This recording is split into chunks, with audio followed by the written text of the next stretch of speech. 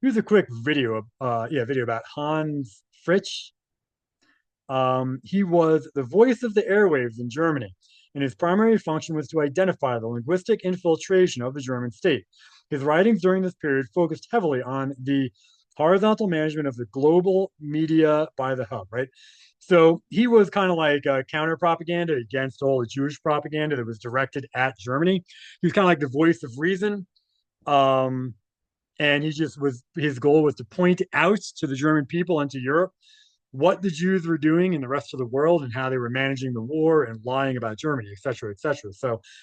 Um, so in 1939, he made a quote that says this quote stems from Fitch's assessment of the international media landscape as the war began. And he stated or wrote, quote, "We are witnessing a global synchronization of the press. Whether the news comes from London, New York, or Moscow, the tendency is the same. It is an orchestrated attempt to undermine the sovereignty of the German people by framing our fight for life as a crime against an international order, an order we never voted for and do not recognize." Unquote, right? I mean, is that not true? Right? I mean, the Germans were literally on top of everything.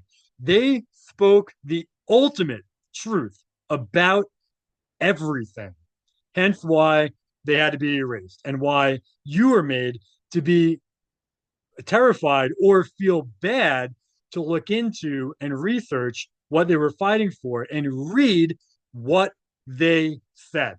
Because every single thing that they were fighting against and every single thing that they stated applies to our world in 2026. They were right. So on the next, Fritsch said on the Kaufman plan, Fritsch utilized his voice of the airwaves to warn the German public of the existential threat, right, of the Jew Kaufman plan.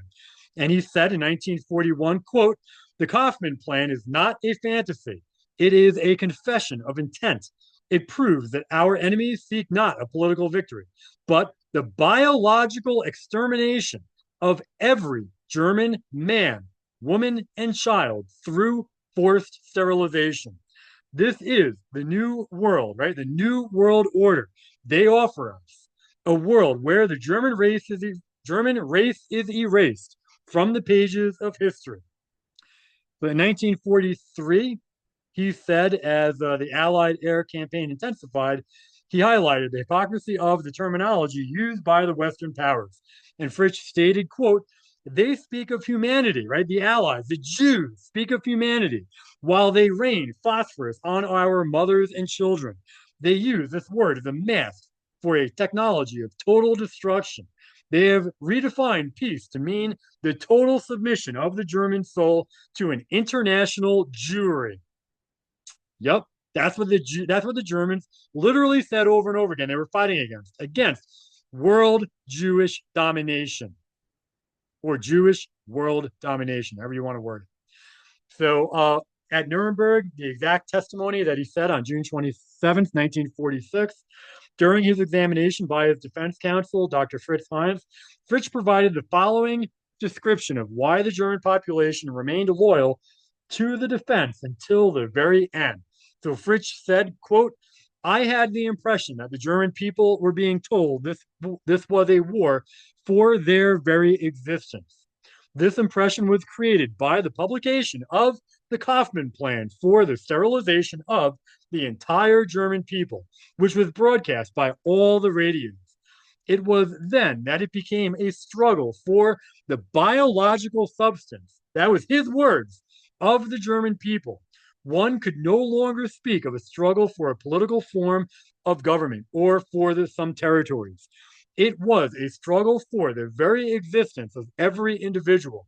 This was the argument which was used most frequently in the last years of the war, and which, in my opinion, was the reason why the German people remained so united until the very end." Forensic analysis of the biological substance, quote, "In our narrative, that this testimony is a system vulnerability for the conspiracy," right? The proof of intent, Fritzsche's use of the term biological substrate, highlights that the German leadership recognized the Canaanite Edomite Jewish goal was not just a military defeat, but a hardware deletion, a genocide of the people themselves. The role of the Kaufman Plan. By identifying the Kaufman Plan as the primary linguistic driver of German unity, Fritzsche exposes that the hub, right, the Jew Bolshevik New World Order, provided the very software, the threat of extinction required to keep the war going until the Scythian, Saxon, right, European, Germanic infrastructure was completely liquidated. The acquittal logic.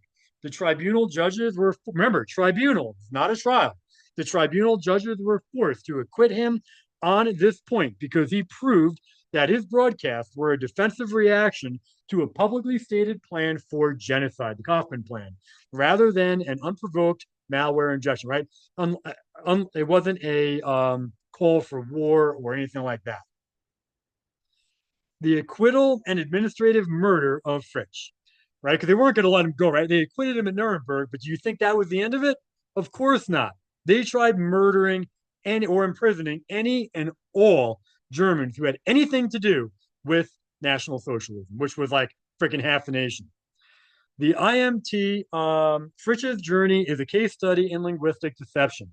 He was quote unquote acquitted by the International Military Tribunal, but was immediately retargeted for administrative liquidation. The IMT acquittal in 1946. The judges in Nuremberg could not prove he had direct knowledge of the, what they claim happened, right? That his broadcasts specifically incited crimes. He was one of only three to be acquitted. The double jeopardy patch. The the Allies, right, the Jews, could not let a high level truth node walk free. Excuse me.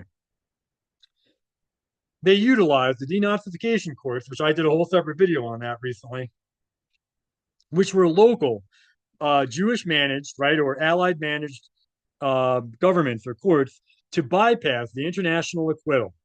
The sentence in 1947, a German denazification court retried him and sentenced him to 9 years of hard labor, despite being cleared by the higher Nuremberg court. The administrative murder. While Fritz was not quote unquote murdered by an executioner, his health was systematically liquidated. He was released in 1950 due to failing health and died shortly after in 1953 of cancer. How many of those stories have you heard of happening when Germans came back from their imprisonment, right? They didn't outright hang all the Germans or the German soldiers or officers or leaders. They just poisoned them for like 3 to 10 years. And then they let them go because they were dying, because they did kill them. It was a genocide by the Jews of the Germans and Europeans. In our narrative, this is a slow motion liquidation by imprisoning an acquitted by imprisoning an acquitted man, a not guilty man in harsh conditions until his body failed. The syndicate achieved the same result as a hanging without the linguistic fallout, right? Without the bad press of executing an innocent man. The 1949 McCarthy Malmedy testimony. This is a little tangent. As for the full unedited testimonies regarding the torture of German prisoners, the Malmedy audit, these were recorded in the hearings before the subcommittee on the Committee on Armed Services, United States Senate 81st Congress. One of the most significant hardware leaks in these recordings is the testimony of Marcel Bultz, a German prisoner. I think he was an SS guy. And he said, I was taken into a room where there was a table covered with a black cloth and 2 candles burning. A man dressed as a priest came in and told me I was to be executed. They put a hood over my head and I was beaten until I signed the papers they had prepared in English. I could not read them. I could not read the papers. But they told me if I did not sign, my family would be handed over to the Russians. So do you not see what they did in order to get confessions at Nuremberg? Nothing in Nuremberg from the prosecution is true. All of it was done by interrogation and torture. All of it. The Germans were 100% innocent. So this is unbelievable.